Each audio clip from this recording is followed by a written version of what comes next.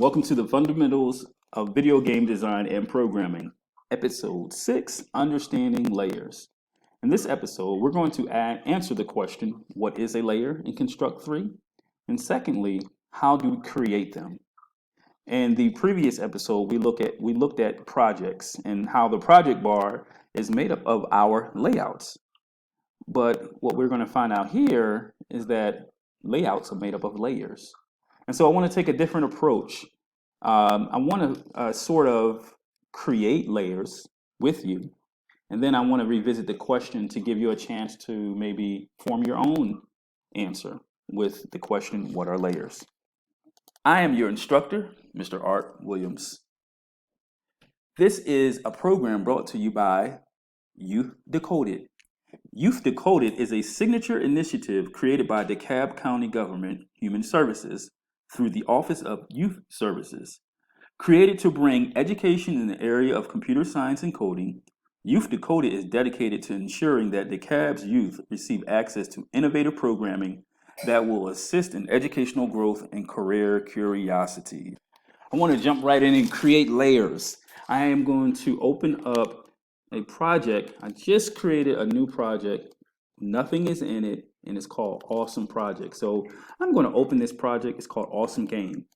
And we're going to go and create some layers. Now, as soon as you open or you start any new project, you're going to have, again, your project bar, your properties bar, and your layers, project panel, properties panel, and layers panel. Now, what the best practice is to create 3 layers. You have, this is layer 0. We're going to rename it and call it our background layer. I right click, go to rename, type in background. Now, let me just kind of go backwards a bit. We're on level 1. All right. And I renamed it here. It was layout 1, but I just called it level 1.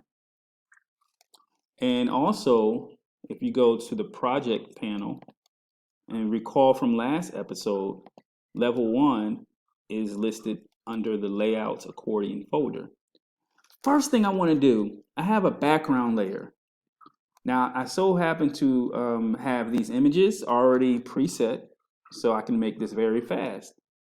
Now I'm going to drag this, it's called Peaceful Background, Peaceful Day Background. I'm going to drag it, and I'm going to kind of center it right there. And so if you think about a game, the very first visual element you typically see is the background. And the background is on its own layer. Right here we have it called background. Now, let's have some fun, because the second visual elements that we see when we create a game are the hero. We see maybe mountains or grass. We see all of the elements, the visual elements that actually make up the visual level. So we're going to right click down here. We're going to add a layer on top. We're going to left click, and it's calling it layer 0, but we want to call it the game layer. Now the game layer is where all the action takes place, where we have a hero. The hero might punch an alien. We have maybe a flying bird, might be trying to shoot a projectile egg. So all of the interaction that takes place in the game, we're going to put on the game layer. Let's go ahead and do that. All right. I'm going to zoom in just a little bit. I'm going to, now here is one thing I want to show you. If I click where it says background, and then I go to the properties, we see that we're on the background layer. Okay. Now, best practice, whenever we're done with our background can consist of a sky, it can consist of the sun, it can consist of anything that really doesn't interact with the game, but simply provides an effect. All right, whether it's daytime, nighttime, or it could be in space. So we typically lock the background. If you go to the background layer, you see a lock, just click it. Now that it's locked, you can't move it out of its place in its layer. Now, if you go to the layer panel, now we just created a layer called game, click on game. Now, when we click on it and it's highlighted blue, it's as if we have plastic wrap or we have a film that's invisible that lays on top of the background. Now what we want to do, let's go ahead and create some platforms. I'm going to drag a box, drag another box. All right, now notice I'm on the game layer, and if we click on any of these boxes, the boxes are also on the game layer. They're not on the background layer. All right. Let's go ahead and add one more box. I'm gonna zoom in. What do you have it? We've created like a platform. And let's add our hero or Shiro. If you have a Shiro, that's fine too. Voila. Okay. Now what's cool is that this guy right here is on the game layer. And I want to show you something. Let's go ahead and add another box. We're going to add another box to create a wider layout. And let's do one more. Now, let's put a rock. Now, we dragged the rock, and the rock was dragged onto the game layer. Now watch this. At the moment,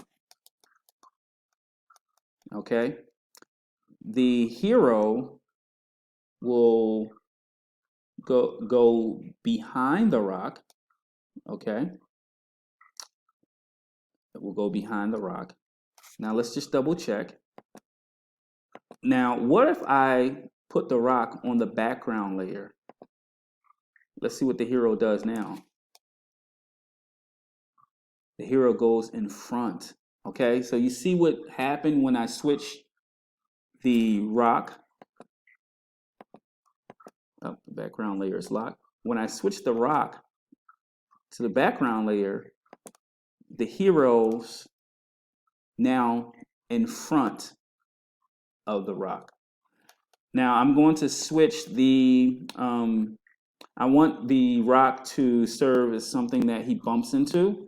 So I'm going to put the rock on the game layer. And in another episode, we'll talk more about it. So that is the game layer, okay? Now watch this. I'm going to add one more layer. And this is best practice also.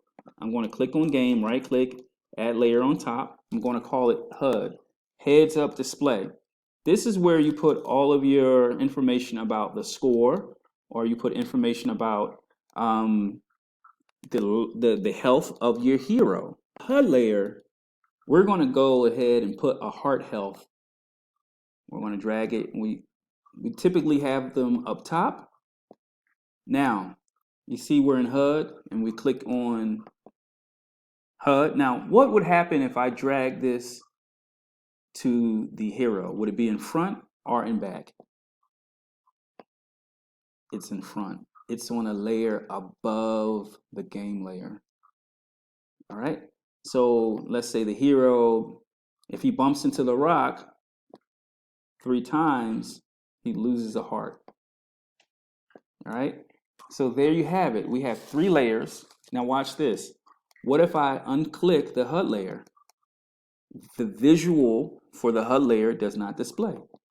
What if I unclick the game layer? The visual for the game layer does not display. Likewise with the background layer. To the question, what is a layer?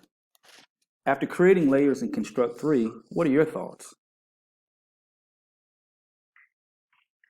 I will say this, let's give 3 points for you to walk away with. The first point is that a layer, our layers are like stackable transparent sheets of glass. If you recall, when we created the layers, we had 3. We had the background layer, the game layer, and the HUD layer. And in the background layer, there was the background. In the game layer, we had the interactive objects. In the HUD layer, we had the health objects.